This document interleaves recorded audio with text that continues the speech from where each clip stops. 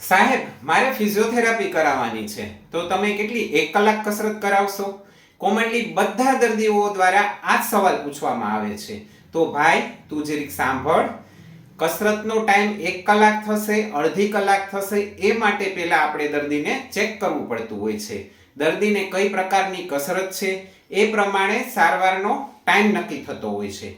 તો દરેક કેસમાં 1 કલાક જ કસરત હોય એ જરૂરી નથી. અને એ પણ વસ્તુ સાચી જ છે કે સાચી કસરત કરો, પણ જો અડધી કલાક માટે પણ કરો તો એનાથી તમને રિઝલ્ટ ખૂબ જ સારું મળશે. અને જો ખોટી કસરત કરશો અને કલાક 2 કલાક કસરત કરશો તો પણ તમને રિઝલ્ટ મળવાનું નથી.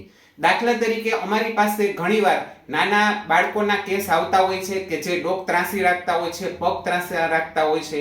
તો એ લોકોની કસરતનો ટાઈમ 10 થી 15 મિનિટ જેવો હોય છે. જ્યારે પેરાલિસિસ વાળા દર્દી હોય કે જેની અંદર હાથની કસરત હોય, કમરની કસરત હોય, પગની કસરત હોય, તો એ લોકોનો સારવારનો ટાઈમ વધારે લાગે છે. તેની અંદર સારવાર ટાઈમ 1 થી 1.5 કલાક જેવો પણ હોઈ શકે. માટે દરેક કેસમાં કસરતનો ટાઈમ એક સરખો હોય એ જરૂરી નથી. Thank you.